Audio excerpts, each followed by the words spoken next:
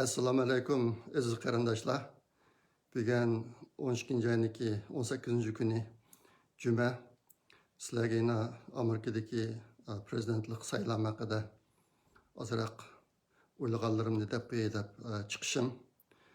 Amerikadagi bu saylam bilan munosabatlik ishlarda nihoyatda tez o'zgarish bo'lyotdi. Har kuni nihoyatda ko'p uchurlar chiqyotdi.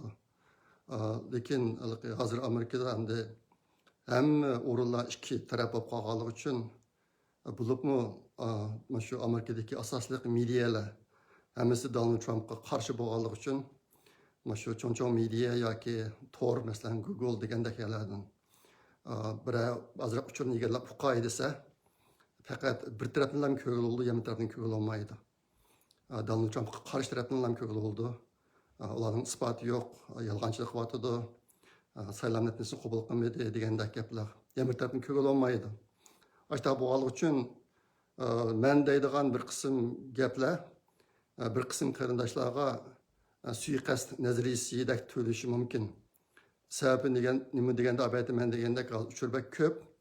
Lekin ko'pincha cho'ng medialarning hammasi bir taraflama bo'lganligi uchun agar bir odam har kunisi ko'p vaqt ajratib asosli cho'ng medialarda yo'q uchurlarni to'liq ko'rib bo'lmasa hozirgi saylam ahvolini yaxshi tushunolmaydi. Men bu yerda ikki nuqtani dastlablam eskartib qo'ygan bor. Uning birisi men o'zim gap to'qib demayman sizlarga. Meniki degan gaplarimning hammasining manbasi bor. O'zim izlanib har kunisi nurg'un vaqt chiqarib ahvollarni kuzatib shu asosda yakunlagan xulosalag'an narsalar birinchisi. İkincisi, ben birincisi üzem gap to'qimayman. İkincisi, meniki manbalarim kuchli kelib bilasizlar. O Rusiyalardan olmayman bu uchurni. Ashta bo'g'ashqa bu Amerikada yashamaydigan sirti turib, har kunisi mendek vaqtni sarf qilolmaydigan bu ishqa. Shunga asosli mediadagi ancha-muncha gaplar uchurlar bilan cheklanib qolgan qarindoshlar, men deydigan gaplar biroz suiqasd nazariyasidak tuyuldi. Ben bunu to'g'ri tushunmayman, sizlarni xafa olmayman. Lekin bu yerda meniki maydonimni to'g'ri tushunishinglarni umid qilaman. Burun biz birlam cho'ng dardni tortayotgan millatning dardi, Uyg'ur millatining beshiga kelgan fojia, buning dardini tortib hammamiz parishon yashaydigan bir holatga kelib qolgan. Hozir bunga qo'shilib Amerikaniki saylamga qo'shilib qoldi bunga. Hozir bu birinchi bir o'lchamlik dard az ikki o'lchamlik bo'ldi biz uchun. Shaxsan men uchun shundoq. Nimishqa deganda hozirgi bo'layotgan bu saylamga munosabatlik talash tortish qandaqdi Trump bilan Biden o'tirsak ish emas bu. Bu dunyo miqyosidagi yaxshilik bilan yomonlik o'tirsak ish aylanib ketdi. Buniki hozir nurg'un isbotlar o'tirib chiqyotdi. Odam o'zining ko'ziga, quloqiga ishonmaydigan holatda xuddi bir Hollywood'niki hikoya filmini ko'rayotgandek ashta bir ahvollar o'tirib chiqyapti hozir. Men o'zim har kunsi yoqamni bak tutaman. Mushtaqmi ish bo'lamdi deb. Lekin bu ishlar bo'lyotdi. Uning ustiga har birimizniki ma'lum bir yashash qiymat qarashimiz bor. Men shaxsan Amerikaniki an'anaviy qiymat qarashini bak yaxlaydigan odam bir qism yangi narsalarni qabul qilolmayman. Masalan, hozir yaqin o'tirib chiqayotgan ba'zi narsalarni ko'rib bak hayron qoldim. Müşkütüm muavin reislikka tanlangan Kamala Harris undaki bir çoğun sorunda qo'lida marijuana deydi, Amerikada marijuana deb ataydi, tomog'ida kuyib chiqadigan narsa. Men uni nashtab tushundim. Shuni qo'lda ko'tarib olgan bir videoni ko'rdim men birisini. U xonim chiqsa, shu Amerikada butun nashni qonunli qilib ekan. Hozir qadar qonunsiz. Ondan keyin bir kun Biden'niki bir erlikten ayalga özgertib olgan o'zini bir kishini Amerikaniki ma'rif ministerligiga ministerlik qilishni o'ylashayotganligi to'g'riliq bir videoni ko'rdim. Andan keyin Biden'niki ham bir gapi bor. Men chiqqandan keyinki birinchi kun qilgan ishlarning birisi, agar bir kishi o'zini aslida er bo'lib tug'ilib yashab hozirga qadar, lekin men ayoldim deb o'ylasa, ayollarniki nimasiga xalosiga kirsa, tarafxonasiga kirsa bo'lgan qo'ytaman, qonun chiqarman deb aytadi. Birinchi kunlar mushtaq qo'ytaman deb. Mushtaq gaplar biz dunyo hozir taraqqiyot nega ketyapmiz, biz nega bormiz degan bu jihatim intayin qattiq andisham bor meniki. Ben qabul qilolmaydigan ishlar bor. Ashta bo'lganlik uchun meniki bu yer qandaqdir bu qatimki saylamda Donald Trump tutib chiqsa degan ashta bir tarafni tutyaptishimdiki sababniki bir qismi shu. Yana bir tarafni zodi men qabul qilolmagan narsalar yo'q. Uning ustiga Xitoy bilan bo'lgan munosabat jihatda Donald Trumpga qarshi guruhniki intayin og'ir masalalar pash bo'lyotdi. Agar yana bir taraf tutib chiqsa bu Xitoy bilan munosabatni yaxshilab Xitoyniki 2050 yilgacha dunyoga xo'ja bo'lish maqsadiniki amalga oshishiga sabab bo'lib qolishi mumkin. Ashta bo'lg'achqa men bir taraf tutug'liq, lekin buning oldidagi sabablari bor. Buni sizlarga deb qo'ymsam bo'lmaydi. Lekin men degandek uchurimniki kuchli manbalar bor. Shu manbaga asoslanib deyman ahvollarni. Hozir bugun sizlarga deydigan birinchi cho'ng xabar 12 ayniki 11 kuni o'tgan juma kunidagi Oliy sudniki Teksasniki arz ustidan chiqqan qarori. Teksas Amerikadagi 4 shtat ustidan arz qilgan. Ularning asosiy qolgan 4 shtatda saylamda saxtipazlik ko'rildi, qonunsizlik ko'rindi. Ashta bo'lganlik uchun shtatlar orasidagi barobarlik huquq qonuniga xilof qilindi deb arz qilgan. Lekin o'tgan juma kuni 11-sida kechda Oliy sud yig'in ichib 9 odam, 2 odamniki u arzni qabul qilishi, 7 odamning qarshi turishi bilan u arz rad qilinib ketdi. Bu bak cho'ng xabar bo'lib ketdi. Men videodan chiqarib bo'lgandan keyin chiqdi bu xabar. Ashta boshqa buniki nima ekanligini bugungachilik saqladim men sizga deb qo'yishga. Endi undan keyin yana bir qism ishlar pash bo'lyapti hozirmi? Bu nima desanglar shu 11-sadagi Oliy sudniki yig'inda bo'lingan ahvollar. Shu chog'da ashar ishlaydiganlar bor ekan, nihoyatda qattiq munozara, yuqori ovozli munozaralar bo'lganligini pash qilyapti hozir. İntayin sert gaplar mı var ya da bulup mu ola ki bazı aşkarlanan gaplar 2000 yılı küçük boş bilan Algor'niki talışıda Amerika'da bir xil ishki urush bo'lib ketish, cho'ng qalam-qarshi chiqish ehtimolligi yo'qdi. Hozir mushta ehtimolligi bor degan mushta paranglarni bo'lib turadi. Uningdan boshqa tunugun bu Donald Trump için çıkıvatkan bir nayda dağınık advokat var. Lin Wood degen. Sınavda adı Donald Trump için çıkıvatkan advokatlardan 3 grupsi var. Onun birisi Donald Trump özü yallagan adamlar. Onunki başlığı Giuliani idi. O kişi Xitoy virusi bilan yuqumlanib, hozir yaqin diyaqi ancha o'tirib chiqmaydi. Oldingi 5 kunchi demak o kishini ko'mdim. Giuliani shu Donald Trump'daki özü yallagan bir advokat grupsi var. Ondan başqa o'zi oldiga chiqayotgan 2 guruh odamlar bor. Birisi shu Lin Wood degan kishi, yana birisi Sidney Powell ayol. Bu ikkisi tunugun shu nima Lin Wood degan advokat mushqitimki Oliy sudda bo'lgan ishga qarata yana bir qism uchurlarni pash qildi. U nima degan chog'da bu yil 8-oyniki 19-kuni Oliy sudniki birinchi sotchisi John Robert bilan ikkinchi moddadagi sotchisi Steve Breyer degan adam ikkisini o'rtasida bo'lgan bir telefon so'zlashish bor ekan. Shu so'zda bu Robert degan kishi men bu yil barliq amallarni qilib Donald Trumpniki saylanmasligiga kafolat qilaman degan daraq gap qilgan ekan. Buni evagan ekan bu ovozni. Hozir endi shu ovozga asosan Lin Wood tunugun qattiq narsani yozdi o'zining Twitter'siga. U deydi bu 2 kishi Amerikaga oslik qilgan. Bular ig'ir jinoyatkor. Bular darhol o'zining xizmatini istiqo berish kerak. Ondan keyin men hozirgi bu zab to'plagan uchurlarni 3-chi bir tarafga berdim. Ular bir taraf qilyotdi degan gaplarni o'zining Twitter akkauntlariga yozdi. Endi bu ishlar keyin qanday qilib uqilolmaydi. Ama bu Oliy sudda Donald Trump'ni chiqarmaslik haqida burun gaplar bo'lgan ekan. Sochlarning ichida. Robert degan odamning og'zidan chiqqan gapga bu. Shu mashta ishlar bor ekan. Bu qatimki 11-sadagi qarorning elinishida shu ishlarning roli bor ekan endi. Linwoodning deyishicha. Bu ish bundan keyin texnik oshkor bo'ladi. Zaten nemisning nima ekanligi. Lekin men bu g'afallarni masalaga dab qo'yay. Hozir Linwood ikki bosh sotchilarni, ikki soch oliy sotniki sochchisini xizmetidan istifa bersin degan narsani o'tirib qo'yatadi.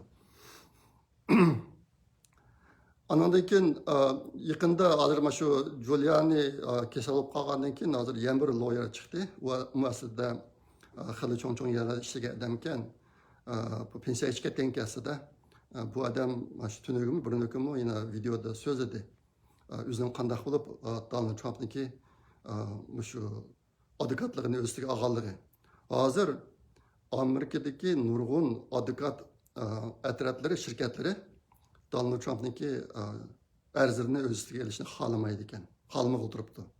U kishi bir narsani misol keltirdi. Bu ehtimol xabarlarda bor. Amerikada Bar Association degan bir tashkilotlar bor. Hamma advokatlar ma'lum bir advokatlar birlashmasiga tabi. Ashtaq bo'ladi. Shu bir cho'ng advokatlar firmasi, advokatlar shirkatidagi 4 odam ogohlantirish xati topshiryapti. Shu advokatlar birlashmasidan, o'zi tabi advokatlar birlashmasining rahbarlaridan nima desa, agar sizlar Donald Trumpniki arzini ishlashni vazifasini olsanglar, sizlarniki kinishkanlarni tortib olamiz degandek. Mana shu tahdid tushibdi 4 odamga, bir shirkatga 4 odamga. Bu shu advokatning degan gapi endi. Ashta bo'lganlik uchun hozir Donald Trump o'zi uchun advokat tepishdimi biroz qiynayotgan ahvol bor ekan. Garchi bir qism advokatlar dilolarni olamiz desimi ololmayotgan tahdidning tufaylidan. Mana shu ishlar bor ekan. Shunga buni misol bir deb qo'ygim keldi. Hozir oliy sudga sunilgan nimadan arzdan 7simi o 7simi shunaqa bor ekan. Ashta arzlar bor ekan, yana boshqa nurg'un arzlar bor ekan, uniki bir qismlari qabul qilinibdi, hukm chiqarildi emas, qabul qilinibdi. Bir qismi qabul qilinmay uni bekor qilib etibdi. Ikki xil ahvollar bor ekan, ammo shularning ichida endi chiqayotgan isbotlar intayin ko'p. Meniki ilishkinki bir manbadan ko'rishimcha, hozir qadar chiqqan shu bu qadimgi saylandagi saxtipazlik isbotlari 10 mingdan oshadi dedimi, ishqi pek cho'ng son. Ashta bir son anladim men. Bunun ichida biroz ko'zga ko'rinarli bo'lgan bir narsa yaqinda bir Nainiki 16 Dominon degan bilet sanash mashinasi bor ekan. Shu ya'niki adliya boshlig'i shu mashinalarni qonun bo'yicha tashvisi bo'ladi deb deb buyruq berdi ekan. Keyin qonun bo'yicha tashvisa 16 dona Dominion bilet tashirish mashinasininki xatolik darajasi 68% dan yuqori chiqibdi. Aslida bu mashinalarga qo'yilgan talab her 250 ming biletdan bir tal xatolik chiqsa bo'ldi ekan. Lekin mashinalardan 100 tal biletdan 68 xatolik chiqibdi. Bu xatolik chiqqandan keyin nima bo'ldi desa, keyin shu o'zgartish jarayonida bu xatolik chiqqan biletlarni Baydenga sanab bergan ahvollar bor ekan. Shunga bu intayin ig'ir ahvol. Ashta bo'lgani uchun hozir yana bir yerdan endi shu noyidan shu bilet sanashda xabarlarda bor, pochtadan bilet olgan chog'da biz lipopa imzo qo'yamiz, biletning o'ziga emas, biletning o'zida bu biletning kimga tavalligiga qadar uchur yo'q. Kishilarniki kimligini maxfiy saqlash uchun ishlar qiladi. Endi bir qism yerlar bu lipopani tashvatdi hozir. Bir taraf quvvatni top qilolmaydi. Boshqa bo'g'ashqa bu biletniki egasi kim uni qilolmaydi. Andan keyin ularning imzolarini tashkil qilolmaydi. Boshqa bo'g'al uchun bir qism imzolarni ham tashkil bo'lgan bir qism imzolarni burunqi imzolar bilan tekshirib beqish, masalan 2018, 2016, 2012 yildagi salamdorlar tekshirib beqish. Buningga yo'l ishpaganlik xabarlar chiqyapti. Ashta ba'zan dilolarga arzlar qabul qilindi, ba'zan arzlar qabul qilinmaslik ahvoli nihoyat ko'p hozir. Andan keyin yana bir bo'lgan bir ahvol Georgiyaniki shtat boshlig'i yaqinda shu saylam komitetining chiqargan qarorini qaytadan qilishmi bir shu nimalarni biletlarni qaytadan tekshirishga ma'qul bo'lib ekan bir kunisi. Ammo shunday bo'lib 2 kundan keyin uniki kuyovi bir mashina vaqasida o'lib ketibdi. 20 yaşlı bal ekan yosh. O'lib ketgan vaqtida u mashina portlab ketibdi yo'lda. 3 mashina so'qishibdi.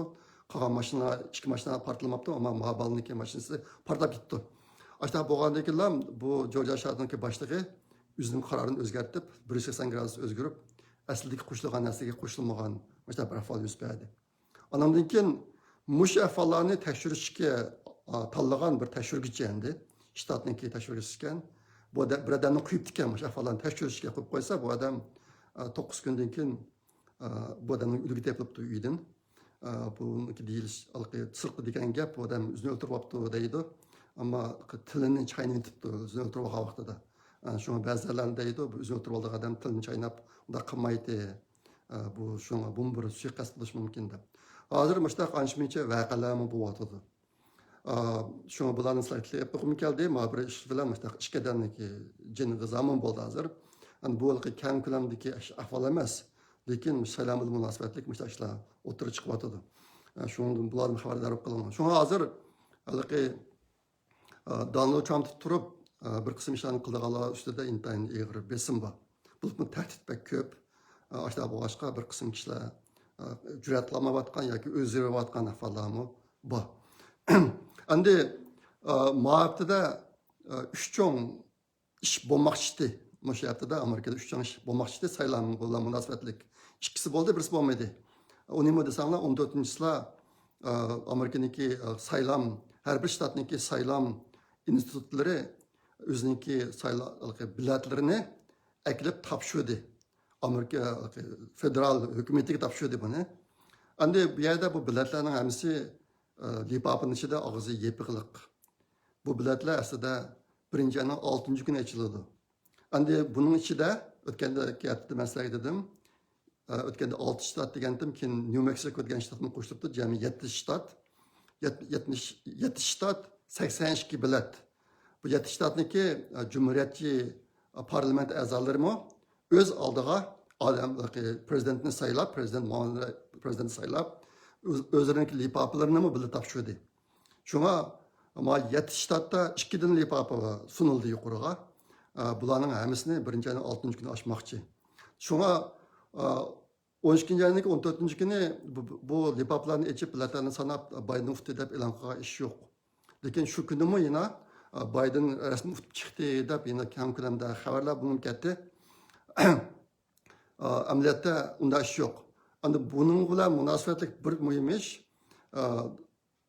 xabarlarda bor, Amerikaniki senatorda Cumhuriyetçilerin soni ko'p. Cumhuriyetçilerin soni ko'p bo'lgani uchun bir ko'p sondagi senatorlarning boshlig'i degan bir odam bor. Bu ko'p sonli Cumhuriyetçilerin senatorlarning boshlig'i degan Cumhuriyetçi partiyaning adami. McConnell degan bir adam. Bu adam 14-yilda kashda televizorda so'zlab Joe Bidenning tutqanligini bo'lsa boshqa Cumhuriyetçi partiyaniki a'zolari senator amalan Bidenni e'tirof qilib, bunda ortiqcha ishlarni qilmaslik to'g'ri bir chaqiriqdek bir narsa so'zladi. Bu cho'ng xabar bo'lib ketdi. Bundan qarta nima Donald Trump bu kishi sal aldirab ketdi deb ondan taraf javob berdi. Mau Linwood degan advokat bo'lsa, buni bu xaylik qildi Cumhuriyetçi partiyaga, xaylik qildi deb ondan narsalarni o'tirib chiqadi. Ish qilib yerda 14-da ashta bir ish bo'ldi. Buningda natijasi ranqiga ish yo'q. Biletlarning hammasi departamentning ichida 50 shtatdan 50 lipapa bor, ammo bu 7 shtatdan, bundan 7 shtatdan 2 dan lipapa bor endi. Har birisi. Buni 1-ayning 6-kuni ochildi. Shunga bundan natija chiqmadi.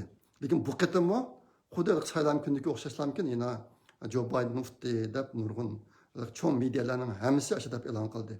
Amaliyotda undaq natija chiqqan ahvol yo'q. Bundan xabardor bo'lib qolinglar. Ikkinchisi bir kun chorshanba kuni Amerikaning senatorsida bir isbot berish yig'ini ochildi. Bu bir simvollik yig'in. Ular qaror olmaydi saylam to'g'riliq. Faqatlamkin ikki taraf Cumhuriyetçi partiya bilan Demokratik partiyaning adamlari o'zi bildigan narsani o'tirib qo'yib, mana isbot berish bir ishni yapadi. Endi buniki Donald Trump uchun bir foydali tarafi mushqatdagi saylovda yuz bergan bir qism yolg'onchilik, saxtapazlik ishlari biraz aşmışadı oturup düştü yani. Hazır xabarlarda bor, asosiy medialarniki hammasi bu tarafdagi ishlarni qat'iy beğenmeydi. Shu qatim saylovda yuz bergan xatoliklar, jinoiy ishlar, saxtapazliklar bularni bermaydi. Endi mas senatorniki isbot berish yig'ini shu ahvollarni biroz xalqqa bildirib olish jihatda biroz roli bor buniki. Buni yaxshi tarafi shu. Üçüncü çoğun iş aslında büyüyen Amerika'daki axborot Amerika'nın axborot memleketlik axborot idaresindeki direktörü John Radcliffe degan kishi aslında büyüyen bir deklaratsiya yo'llash kerakdi Donald Trump hukumatiga. Bu nima deklaratsiya desanglar, Donald Trump 2018-yili bir qatim shu chet el hukumatlarının Amerika'daki sayılmağa aralashishda qanday tadbir qo'llanganligi haqida bir ma'muriy buyruq chiqargan ekan 2018-yili. Shu buyruqda har yili masharqatda prezidentlik sayılımı bo'lgandan keyin 45 kun ichida bu qatimliq saylamga chet el hukumatlari aralashdi aralashmadimi? Mana bir deklaratsiya tayyorlab yo'llash degan mazmun bor ekan shu ma'muriy buyruqda. Shu bo'yicha bu saylam bu yil 11 ayning 3 kuni bo'lganligi uchun 12 ayning 18 kuni 45 kun bo'ladi bugun. Shunga mana bir deklaratsiya chiqarish kerak ekandik. Lekin tunugun bu axborot idorasiniki direktori biz bu qatim ügütəməyimiz deb aşağı dedi. Hani bu yerdə bunun içində hazır iki tərəfdəki görüşü mövcud. Ma direktor bu Trump'ni qo'llagan adamkan, lekin qolgan taraf ichidan buni tayyorlab qilishida ikki taraf bo'lib ketib hozir bir qism narsalarda birlikka kelolmayotgan ahvol bor ekan. Buni men boshqa yerlardan o'qidim. U asosli nima desa, Xitoyningki bu qatimki saylovda o'ynagan rolini hozirgi qizlar putgan dokladda ojiz bir yerga qo'yib qo'ygan ekan. Uncha cho'ng rol ta'sir ko'rsatmadi degandek, Xitoy uncha ko'p aralashmadi degandek. Buningga qolgan yana bir taraf buni qo'shilmay o'tirib tashlatish ashuna bilan bu dokladda bitmabdi. Buning vaqti kechikdi. Qachongacha kechikdi aniq emas. Bu qachongacha tayyor bo'ldi aniq emas. Endi yana bir muhim kun 1-ayning 6-kunida ashta bo'lgani uchun hozir nurg'un kishilarda andishi bor endi. Bu hozirgi mayli sudga arz qilish ishlari bo'lsin yoki deklaratsiya ishlari bo'lsin, hamma ishlar kechikib ketib bordi. Sizlarning xabaringlarda bor. Adliya ministrligining boshlig'i istifa berdi yaqinda. Uniki 2 yilda qilgan tekshirishlari bor ekan, 2 yil emas, undan ko'proq. Uning deklaratsiya chiqmadi. Hamma narsalar kechikib yotdi hozir. Ashta bo'lg'achqa hozir ham cho'ng bir andisha 1-ayning 6-kuni hech qanday bo'lib ketadi degan cho'ng andisha bor nurg'un kishilarda. Endi bu yerda bir Donald Trump uchun foydali bir omil nima deganda, hozir mustaq ikki taraf bo'lib sun'iy holda kechiktirilgan bo'lib Donald Trumpga foydasiz bo'lib o'tirib chiqayotgan ishlarniki hammasi Donald Trumpni bir jiddiy tadbir qo'llanishga qistaydi. Bu buning yaxshi tarafi. Yomon tarafi o qonuniy rasmiyatlar bu narsalar yo'lida mangmay 1-ayning 20-kunchilik xulosa chiqmaslik bu qat'iy masalamdan. Bu yomon tarafi. Yaxshi tarafi ashtaq qasddan kechiktirilgan ahvollar yuz bersa, Donald Trumpniki bir jiddiy tadbir olishiga shuncha turtki bo'lishi mumkin. Bu buniki foydali tarafi endi. Shu ikki tarafi bor buniki. Endi albatta sizlarga bu nima to'g'riliq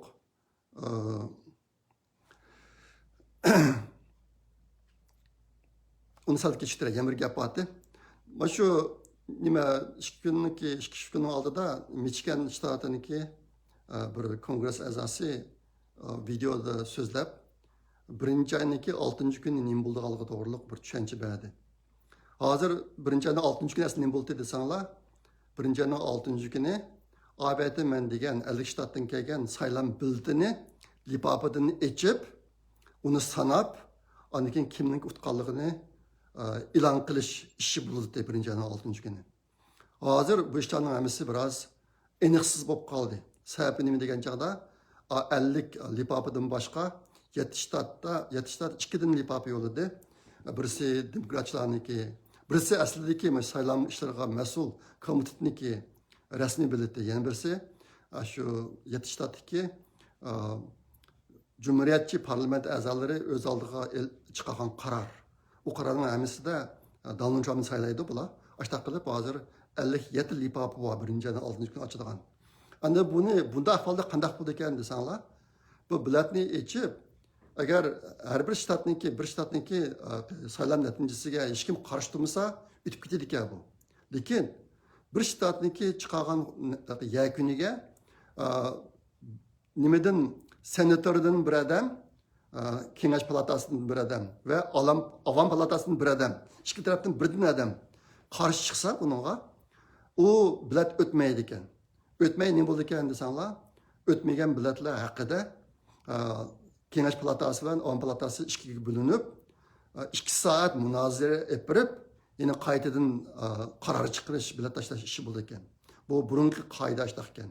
Hozir endi yolg'iz uli emas, albatta men degandek 7 lipap bor ortiq. Ashta buğal uchun nima ish qanday natija kelib chiqadi degan ishda hozir cho'ng aniqsizlik bor. Endi bu qatimqi saylov natijasiga qarshi turadigan Kengash palatasidan bir, Avam palatasidan bir emas, bir necha adam chiqadigan ishlar allaqachon oshkor bo'lib bo'ldi. Hozir Cumhuriyetçi partiyaning ishida endi bunga norozi bo'layotganlar xil ko'p. Ashta bu boshqa bu bir ahvol. Ondan keyin bu qatimqi bilet sanash ishlariga mas'ul adam Amerikaniki muavin prezidenti Mike Pence. Şu adam mas'ul ekan bu ishga. Ondan keyin Mike Pence mo o'zini Cumhuriyetçi senator hisoblab turib bilet tashlaylar ekanmish talashlarga. Hatta bu boshqa bu bir paylik ahvol. Endi mushu to'g'riliq Michigandagi bir kongress a'zosi yaqinda gapirib mundaq deydi endi. Ashta qilganda ikkiga bo'linib bilet tashlash bo'ladi. Buningda senatorlarniki bileti deydi, ikkiga bo'linib 2 soat muzokara etib, tashlash etib, undan keyin bilet tashlagan chaqda senatorlarniki bileti bir odamniki bir bilet hisoblanadi deydi. Lekin senator deganimiz Kengash palatasi, Avam palatasiniki bo'lsa, bir odamning bir bilet emas, bir shtatdan bir bilet chiqadi deydi. Ashta bo'lganda Avam palatasidagi 50 shtatning ichida 30 shtat Cumhuriyetçi partiyaga tava deydi. Fakat 20'si demokratçı, 30'u Cumhuriyetçi partiyalarga. Ashta qilib bilet tashlagan vaqtida bu Avam palatasındaki 30'u Cumhuriyetçiler bo'lgani uchun 30 bilet Cumhuriyetçilarga tushdi. Endi senator bo'lsa bir odamning bir bilet, lekin senatorda hozir 50 senator Cumhuriyetçi partiyaning a'zosi. Buningga Mike Pence qo'shsak 51 bo'ladi. Onun uçuluk Georgia'da iki adam saylanmatıdı. Üçüncüsü saylanış yapardı birinci ayınki. Onların kim tutuluk inetemezdi. Şimdi aklıma hazır ende Kengash palatası da Cumhuriyetçi Partiyanın köp sağlık açtı. Bu başka her iki tarafta Cumhuriyetçi Partiya utup gidip bu kadar saylanatınızı da çok tutudu deydi madem ende. Andi rast müştak bulamdı diyen çağda yeni bir kısım endişelerimi var. Onun diyen çağda hazır Cumhuriyetçi partiyanın içinde Cumhuriyetçi Partiya tarafı tutulmay demokrat tarafı ituvaqalla var. Mesela abayta men diyen senatöründeki köpçüklerindeki lideri McConnell diyen kişi. Bu kişi şu gün 14-sila dep oldu. Biden saylanıp oldu. İtaraf kılaylı diyen gepni. Ondan başka yeni bir adam var. Lindsey Graham diyen Umu senatörü aslı çoğun bir kolak kıvat adam. Umu itiraf kıpaptı Biden'ni.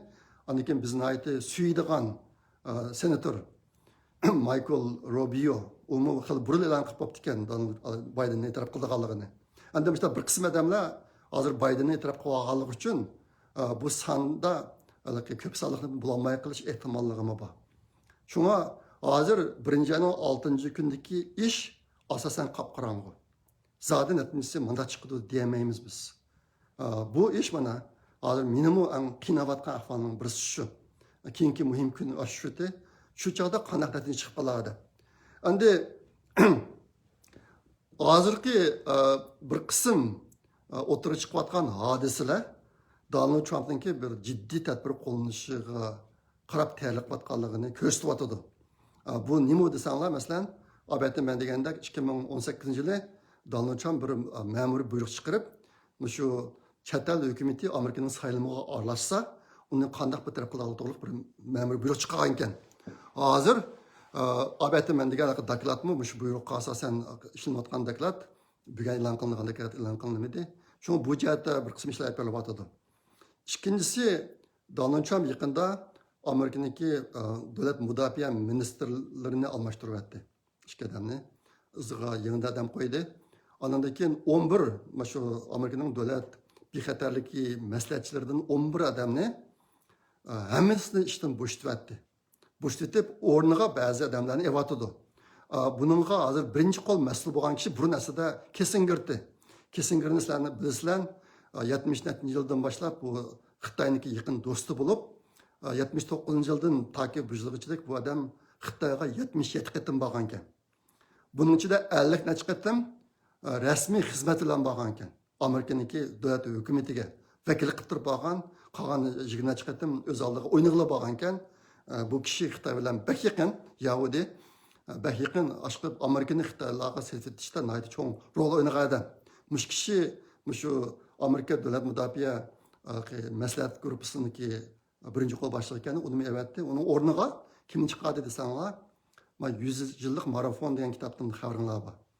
Biz uni tarjima qilib Uyg'urlar tor jurnalida besib chiqardik.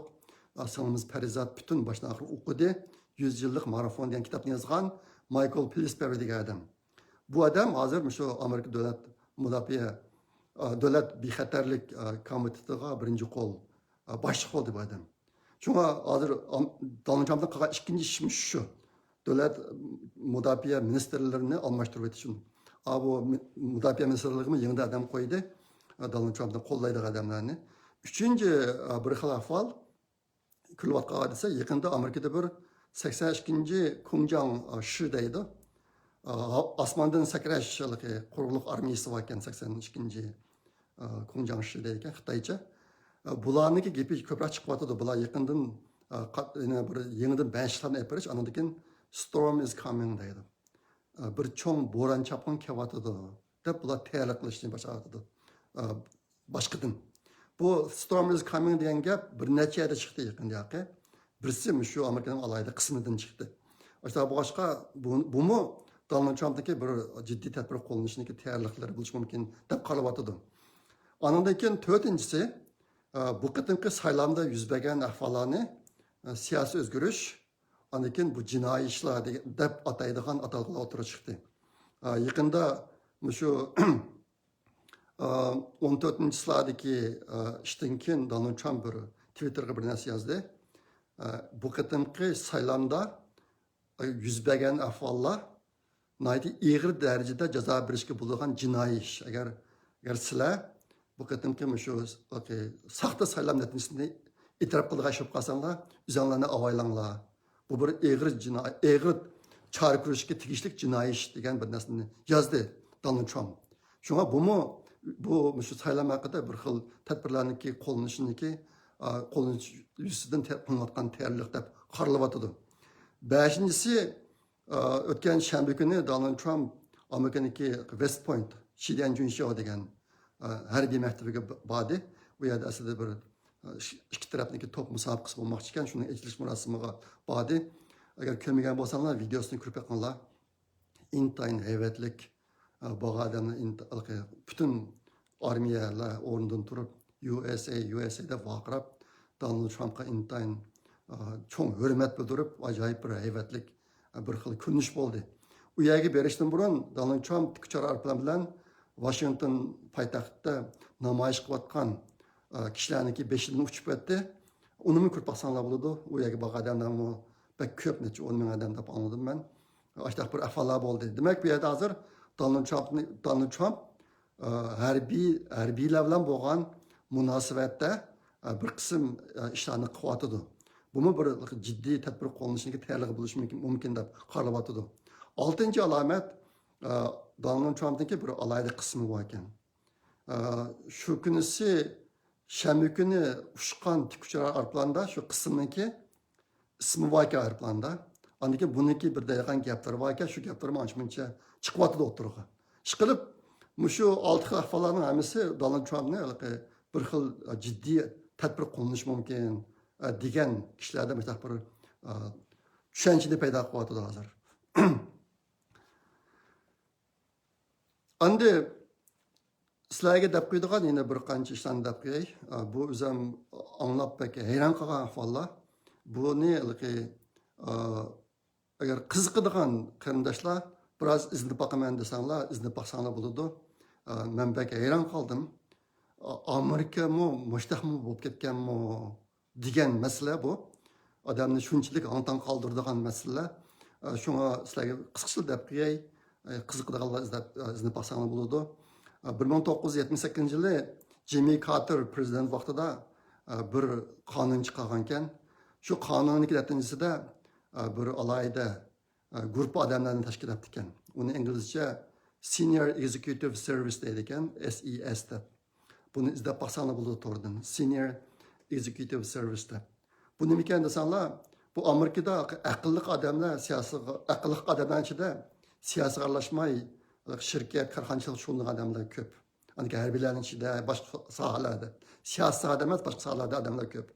Aşta bu qalıq üçün bu vaxtdaki bu Carter'ın qarşını imkan desanlar, aslında aqıllı adamdan 9000 adamını toplab, muşu bir grup adam təşkillab, bularga nəydi yuqur maaş verib, ularni şu Amerikanın işlərini qandaq qilish haqida məsləhət aldıgan bir qoşun qilish ideyasıyla qurulğan ki bu. Senior Executive Service deydi. 9000 adam var ki. Anki bunun şartı bularga ait yuqur maaş verilgan ki, ularning hammasini o'zining amaliyotda boshqa shirkatlarga boshqargan ishi bor. Bu qo'shimcha maaş degan gap.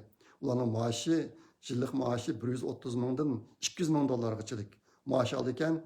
Anadeken bunun bir şartı bu adamlarni almashtirmaymiz degan sharti bor ekan.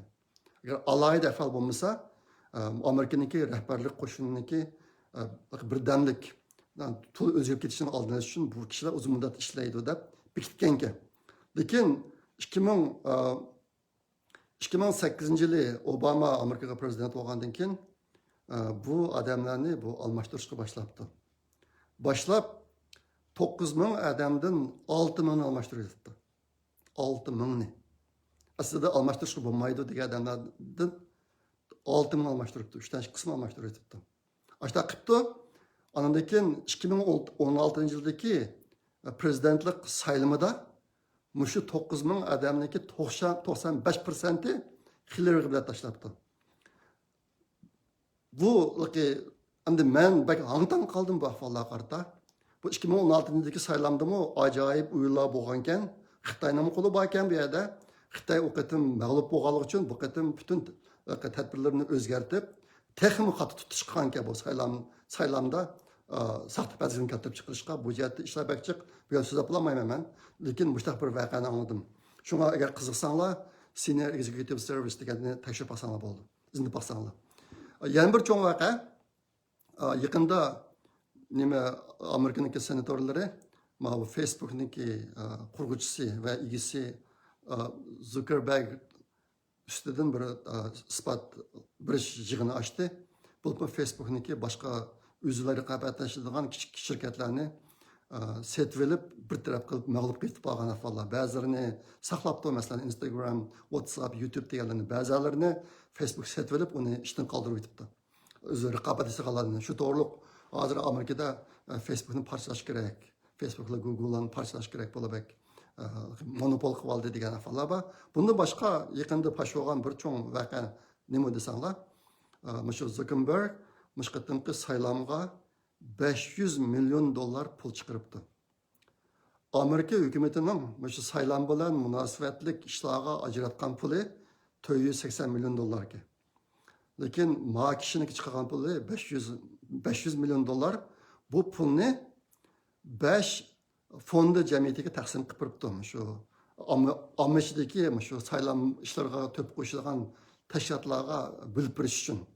Lekin bu 5 fondi jamiyati uni 10 tashkilotga bo'lib turibdi bu pullarni, boshqa ishlarga ishlatibdi. Bu ishlatgan pullarning hammasi asosan Donald Trumpga qarshi, Donald Trumpning saylanishiga qarshi ish boradigan o'rinlar ekan bu. Buning ichida ba'zi misollar bor. Masalan, ba'zi noya Amerikadagi kentlar bu bilan sanaydigan mashinani sotib olmayapti. Sotib olmaymiz desa, biz pulimiz biraylik deb Dominion'niki mashinasini eppaganlar falan bor ekan. Ashta bu boshqa hozir shu meniki bilishimcha shu advokat Linwoodniki o'tirsingan Powellniki o'tirsingan arzlarning ichida mush ahvollarmi bor. Bu bir shirkatning boshlig'i ashtaq ishlarni qilgan. Anisiga pulning miqdori Amerika hukumatidan chiqqan puldan ko'p. Onun ustiga bu pulning hammasini Baydenni qo'llab bir tarafga chiqa qolg'i uchun bu bir mas'ul qilib bu gaplar ko'p bo'lyotdi. Bu yerda yana bir qism ahvollarni bildim men shu necha kun tekshirib yurib. Buning ichida Facebook'a eng dastlabda mablag' solgan bir kishi bor ekan. Jim Blair deydi. Facebook'niki adimi 10 adam vaqtida, Facebook yeni qurilgan vaqtida bu kishi 10 million dollar pul iyanı qilgan ekan Facebook'qa. Meyada qiziqarli ishlar bor. Jim Blair'niki ayoli Joanne. Amerikada Xitoyning xabarlarida bor. Şu chet el hukumatlarini qo'lga tushirishda Xitoy hukumati ikki narsaga tayinadi. Birisi pul, ikkinchisi ayol. Xitoyning ayollari. Mushtaq ayollarning ichida eng oldida menayotgan bir ochi singil bor. Amerikada hozir. Cho'ning ismi Joshua Lan, kichigining ismi Joanne. Albatta men degan Facebook'ning adimi 10 adam vaqtida onu 10 milyon dolar mablag' solgan Jim Blair'niki xotini Joanne. Ma ikki ayolniki singlisi. Bu ochisi kim edi sanlar? Ochisi albatta men degan senatordagi Republik senatorlarniki boshlig'i McConnell degan adam. 14-yilda Biden ufti endi qo'l qo'yayli deganini e'lon qilgan adam. Shuning ayoli Joshua Lan. Bu ikkisiniki dadisi buların tigi Tayvanlik menimki bilishimcha, bularniki Parxod şirketi var. Bütün Xitoydan Amerikaga to'shiydigan mallarning hammasini shu ikki qizni bolaniki, ayolniki dadasining shirkati to'shiydi. Shunga bularniki Xitoy bilan bo'lgan munosabati intayin yo'q. Jiang Zemin, Xi Jinpinglar tushgan sınır var bularniki. Andaki sınırlarda bormikin o'tgan yil 6-oyda deyman, Yaponiyada Osakada bir 24lik uchrashish bo'ldi. Shu chaqda şu Joshua bağın Amerikan hazır bu Amerikan'daki bir Amerika'da bir hukuk var bununki kişinin hukukunu buluştan başka bu Obama'nın vaxtida Amerika emgek ministerlikinin ministri olganmış kız batmış ayol Joshua Lan degan. Bu ayol Osaka'ga bağan vaxtida Wang Qishan bilan 1 soatlik o'tirib paranjida bu ikkisi. Şu vaxtida şunun videolarım chiqib ketdi. Wang Qishan bilan Xitoyniki muavin raisi bilan 1 soatlik paranjida. Bularniki Xitoy bilan bo'lgan munosabati shunday yaqin. Shunga hozir bu qitim Josha'larniki erining qilgan o anadaki hozir bu Facebook bilan aytib quyuq munosabati bor. Joanne'niki bilan munosabatlik Facebook'niki qilgan o. Mustaqillar bor. Bu tashvishlar buniki odamniki aqliyetmaydigan darajada nurg'un ishlar cho'kib chiqadi ekan. Sizlar men shunday deb qo'yay. Endi sizlar deb qo'yadigan yana bir ish 14-yilda yana bir qatim Biden ufti degan narsalarni mediaga ko'p tarqatdi. Lekin bu qatim Biden bilan birga salam o'tishgan Kamala Harris degan xonim texcha o'ziniki senatorlik vazifasini bo'shatmadi. Odatda agar bir senator Amerikaga rais, prezident yoki muavin prezident bo'lib saylanib qolsa, shu aniq bo'lgandan keyin mumkin o'ziniki senatordagi xizmatidan istiqbol berib ekan. Lekin Kamala Harris de istiqbol bermedi. Bu nimani ko'rsatdi desanglar, salamning natijasi chiqmaganligi uchun. Hozir nurg'un kishilar salamdan natija chiqib yetib bordi. Sizlarga deb qo'ygan bir narsa natija chiqmaydi texi. Shunga ma xonimning aqlli bo'lganligi uchun o'rnini bo'shatmay turibdi. Bu afamsaga deb qo'ygim keldi. Hozir yaqinda yana o'tirib chiqayotgan yana bir qism cho'ng vaqalar bor. Bu vaqalarniki 5i Amerika'da Overstock degan bir shirkat var ekan, shuni qurgan adamning ismi Patrick Byron. Patrick Byron degan adam. Bu adam bu yil asli o'tgan yil xizmatidan istiqbol berayotgan ekan. Bu yil 8-oyda 30-40 tak tashvishlarni tashkillab, shu Amerikaniki saylimidagi cho'ng vaqalarni tashvishga kirishibdi shu vaqtda o'zdilam ekan. Endi kirishib hozir bu adam o'tirib chiqib so'zlayotdi. Bularda bir dokladni tayyorlab qo'yibdi. Bu dokladni yaqinda o'tirib chiqadi ekan. Mana Linwood bilan Sidney Powellniki yaqinda o'tirib chiqqan, pashqiyotgan nurg'un masala mushlarning dokladida bor ekan endi. Bularni egri vaqalarni sizibdi bu qatam. Bu odam deydi, bu qatımki vaqa bilet tashlag'uvchilarniki saxtapazlik emas deydi. Bu bütün Amerikadagi prezidentlik saylaminiki saxtapazligi deydi. Bu doklad yaqinda e'lon qilindi ekan. Andan keyin buning ichida naiti eg'ir masalalar var bayqalgan. Masalanga deydi. Bir yerda şu tekshirish mashinasi, bilet sanash mashinasi sanagan 123 ming biletning hammasi bir vaqtda Joe Bidenga ketgan deydi. Bu yerda saxtapazlik var. Aniki yana birisi Pensilvaniyada bir yerda sanagan 580 ming biletniki 99,4% Bidenga ketgan deydi. Demek bu yerda intayin eg'ir masala var deydi. Muşlandiklarda bu ishlar bor ekan. Andan keyin bu qatimki bütün şu saylamda ko'rilgan eg'ir voqealarniki aqsida Xitoy bor deydi. Xitoy bor, shunga bu ishlar muşlandiklarniki dokladida o'tirib chiqadi ekan. Bularni sizlarga deb qo'ygim keldi. Shunday qilib, endi bu hozirgi shu saylamning ahvolini xulosalagan chog'da 3 cho'ng ahvol bor. 3 cho'ng oldingi sap desakmi bo'ladi. Uning birinchisi qonuniy kurash. Qonuniy kurash, keyingi kurash birinchi ayning 6-kuni bo'ladi. Albatta men degandek, undan qanoatdan chiqadi bir narsaga bo'lmaydi. Gerçi aslida Donald Trumpga foyda bo'lgan bo'lsa-mu, bir qism jumhuriyatchilarniki o'z partiyasiga osiylik qilish sababidan yoki unda deb tushunsak ham bo'ladi, yoki ularni tutgan yo'li qolgan kishilarga o'xshash bo'lmaganligi uchun 6-chilardagi ahvolning natijasi aniq emas. Ikkinchisi, hozir Donald Trumpniki bir jiddiy tadbir ko'rish ehtimoli intayin yuqori. Buning ichida birisi 2018-yilda chiqargan ma'muriy buyruq bo'yicha bu qatimki nimaga saylamga chet el hukumati aralashgan deb turib shu orqali bir jiddiy ahvolni tutish mumkin. Ashtaq bo'lganda mushu qatim Xitoy, Rossiya va İran hozir o'tirib chiqayotgan cho'nglar mushlar shu ashlarlar birlashib bu qatimki saylamga buzg'unchilik qilgan odamlarning hammasini davlatga osiylik qilgan degan xarakterda tutib bir taraf qildi ekan. Agar mush buncha bo'lib qolsa, bu birisi yoki yana birisi harbiy holat yurgizib Amerikada hukumat boshqarishni harbiylarga o'tkazib berib, shu orqali saylovni qayta berish. Bu to'g'ri men o'tganda degandim, ayni vaqtda Washington Amerikadagi prezident vaqtida men o'tganda xato deb kelib ekanman. Vaqti amaliyotda 1860-yil ekan. 1860-yili Amerikaning prezidenti Washington shu ishni qilgan ekan. Jiddiy holat yurgizib, shu saylovga buzilish qilgan mayli sotchi bo'lamdi, oliy sotchi bo'lamdi, mayli medialar bo'lamdi, hammasini tutib sulab saylovni Amerikani bir qatam o'ngshapdi ekan. Hozir endi Donald Trumpniki qo'li qissi bo'ladigan qonunliq tadbirlanishida ikki tadbir bor. Birisi chet el hukumatining saylovga aralashish munosabati bilan ish yapirish, ikkinchisi shu harbiy holat yurgizish orqali bu ishni bir taraf qilish. Bu ikkinchi xil ehtimollik. Endi agar bular bo'lmay, yana shu bu ishlar yaxshi bir taraf bo'lmay, agar nima Biden utdi deb e'lon qilinsa, Amerikada ishki urush bo'lib ketish ehtimoli bek cho'ng. Bu nima o'tganda degandim, buni qandaqdir men bir orzu qilib yotgan ish emas. Men o'zim Amerikada yashayman, o'zimning xotirjam yashag'im bor.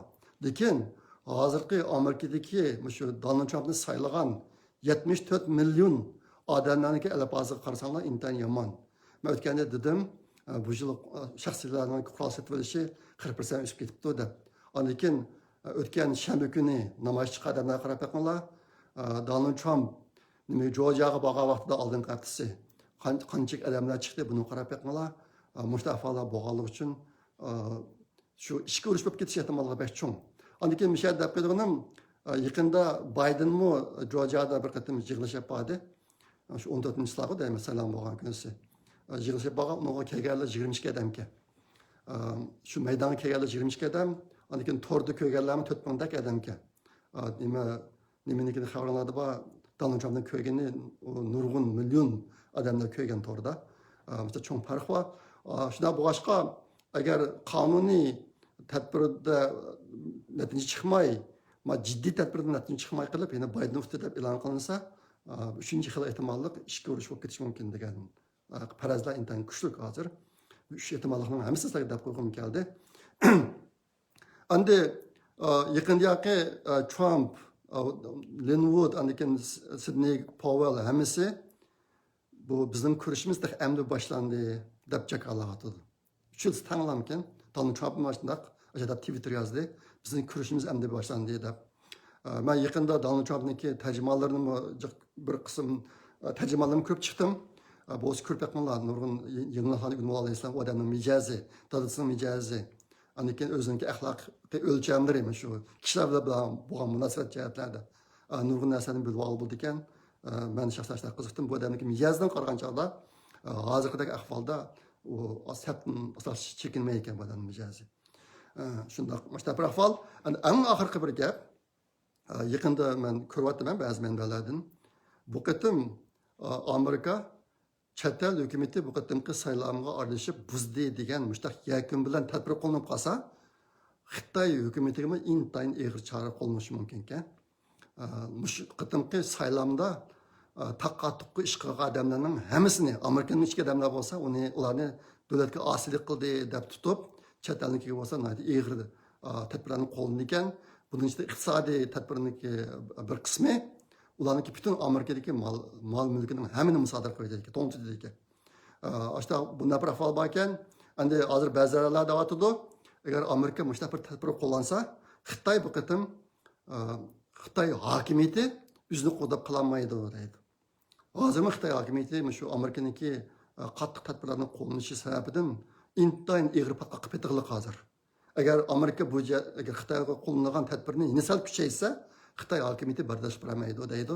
Ehtimol anlagansizlar, mashkin yoki hozir Zhejiang o'lkasi qatorli bir qism o'lkalarda bütün zavodlar ishdan to'xtab, kishilarni uyga mangdirib o'tib, andikin tok ketmaslik, bütün ko'chaniki chiroqlarni o'chirib o'tib, ashta bir tadbir qo'llanmoqda Xitoy hukumati. Sababini nima desanglar, bular Avstraliya bilan etishib, Avstraliyadan keladigan ko'mirlarni bular embargo qilgan, cheklab o'tgan. Ashta qilib hozir tok chiqadigan ko'mir yo'q. Hozir shunga ham iloji yo'q, zavodlarni taqab, xalqni uyga haydab, ko'chalardagi chiroqlarni o'chirib ashta qilib turibdi. Shunga Xitoyniki iqtisodiy ahvoli hozir xeyli nachar. Shunga ashta bo'lg'achqa, agar bu qatim shu saylov munosabati bilan Amerika hukumati Xitoyga qaratgan tadbirni yana bir qatim kuchaysa, Xitoy bardosh bermaydi deydi Xitoy hokimiyati. Agar ashta bo'lib qolsa, Xudoyim bo'lsa, Uyg'urlar uchunmi intayin cho'ng fursat keladi. Hozir men o'zimning ko'zini shuga tikib turibman. O'zim bak umid bor bu jihatda. Bunda men bugun bu qiljiq so'zlab ketdim ehtimol. Bu so'zlar kelar qatim ko'rishsak omon bo'linglar. Xayr xo'sh, Allohga omonat.